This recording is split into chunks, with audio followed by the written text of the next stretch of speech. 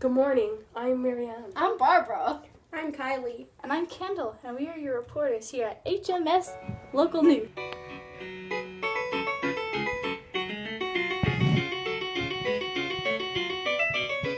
Morning, we have a very serious topic to discuss. Yes, we do. This morning, we will discuss suicide and suicide prevention. It is very important we discuss this because suicide rates have increased by 60% in the last 45 years. Right now, suicide is the second leading cause of death for 10 to 24-year-olds. Here at HMS News, we would like to see that number go down. So today, we are going on the scene with Jarrell to learn more about suicide and suicide prevention. Good morning, everyone. I am Jarrell, and I am here at LeBron Memorial Health Center with their psychiatrist, Mrs. Plowie.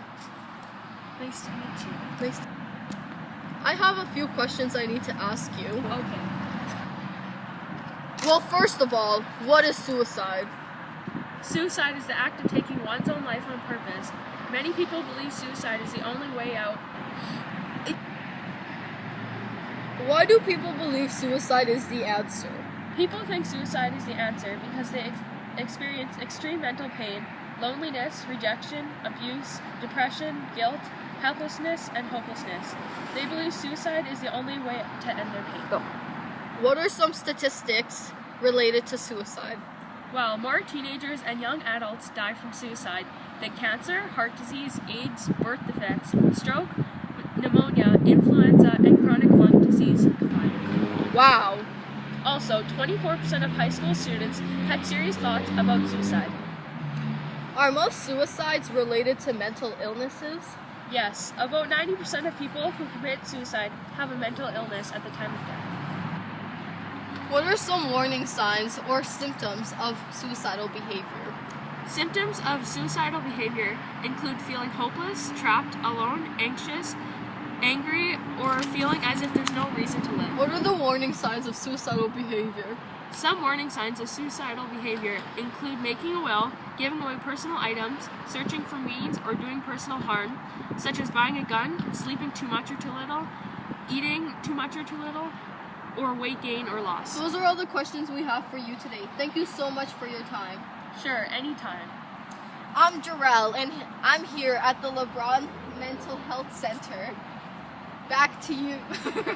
Thank you, Dr. Plowie, for your time. Next, we are going on the scene to Haley Crockett's house to hear firsthand what it's like to experience suicidal thoughts.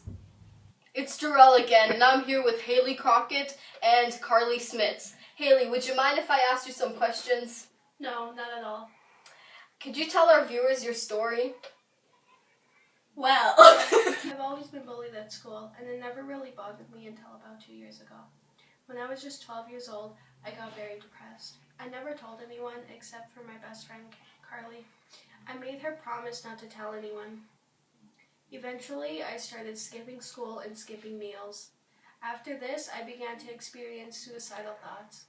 They started small and grew more and more severe.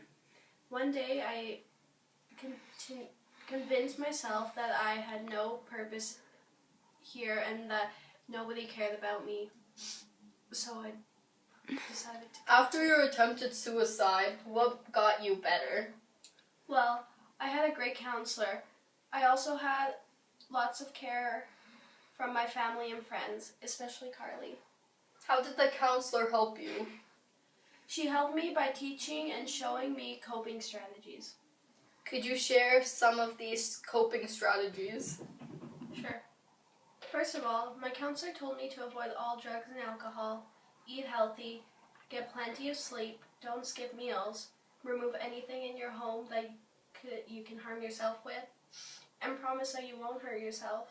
Also, the hardest and most important strategy is to identify your triggers and avoid them. Carly, after Haley told you how she was feeling, what did you do to help her?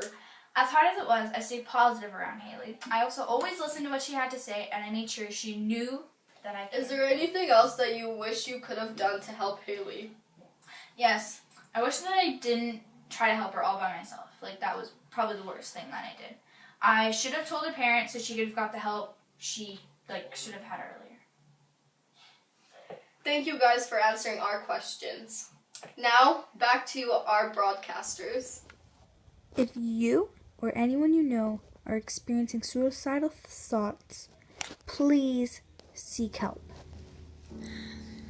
You can get help at ASAP Mental Health Clinic, also known as Alliance for Suicide Awareness and Prevention Mental Health Clinic.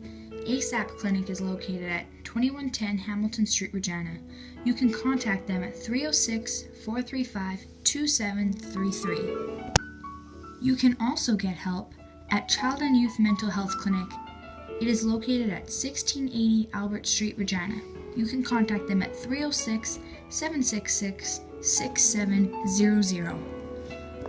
If you need help, but you don't have the time to go physically get help, or you're just not comfortable with people knowing yet, you can get anonymous help from Kids Help Phone. You can contact them at kidshelpphone.com online or by phone at 1-800-668-6868.